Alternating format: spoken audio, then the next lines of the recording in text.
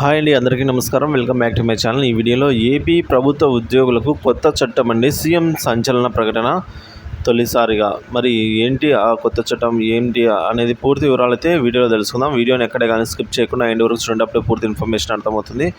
వీడియోకి అయితే ఒక లైక్ చేయండి ఫ్రెండ్స్. ఇక విషయానికి వచ్చినట్లయితే ఉపాధ్యాయుల బదిలీలకు ప్రత్యేక చట్టం అయితే తీసుకురానున్నారండి. ఏపీలో రాజకీయ సిఫార్సు బదిలీలకు పడనున్న అడ్డుకట్ట. సో బదిలీలకు రాజకీయం అయితే ఉండదు. సాధారణ ఉపాధ్యాయులకు న్యాయం జరిగేలా చట్టం అయితే ఉండబోతోంది. 14 రాష్ట్రాల విధి విధానాలను పరిశీలించి అధికారులు అయితే ఈ మేరకు నిర్ణయం తీసుకున్నారండి. రాజకీయ నాయకుల సిఫార్సులు ఉన్నవారికి మాత్రమే ఫైరవీ బదిలీలు. గత ఎన్నికల ముందు సిఫార్సు బదిలీలతో మాజీ మంత్రి 50 కోట్లకు పైగా దండుకున్న వైనం. సాధారణ ఉపాధ్యాయుల పరిస్థితి అగమ్య గోచరం. ఇలాంటి విధానంలో మార్పులు తెచ్చేందుకు ప్రభుత్వం బదిలీల చట్టాన్ని తీసుకురావాలని భావిస్తోంది. సాధారణ ఉపాధ్యాయులకు న్యాయం జరిగేలా దీన్ని తీసుకురాబోతున్నారండి.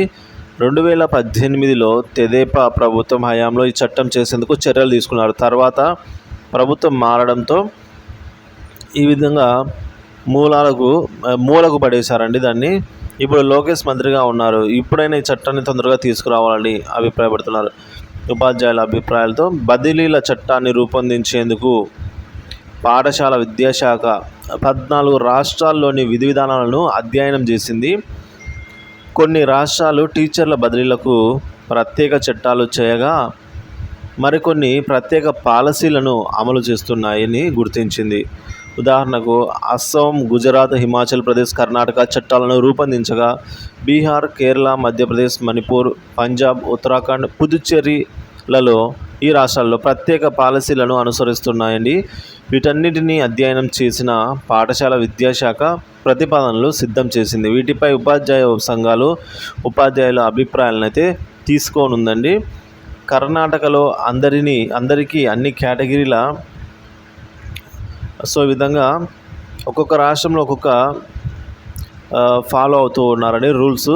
సో వీటన్నిటిని పరిశీలించి ఏదైతే బెస్ట్ ఉంటుందో దానికి మాత్రమే ఉపాధ్యాయుల బదిలీల కోసం అయితే ఏపీలో ప్రత్యేక చట్టం అయితే రానుంది. ఇక రాజకీయ బదిలీలకు రాజకీయ సిఫార్సులు అయితే ఉండవండి. సో సాధారణ ఉపాధ్యాయులకి కూడా న్యాయం జరిగేలా అయితే ఈ చట్టం ఉండబోతున్నట్టుగా మంత్రి తెలియజేయడం జరిగింది. ఫ్రెండ్స్, వీడియో నచ్చినట్లయితే లైక్ చేయండి, షేర్ చేయండి. Thank you for watching this video.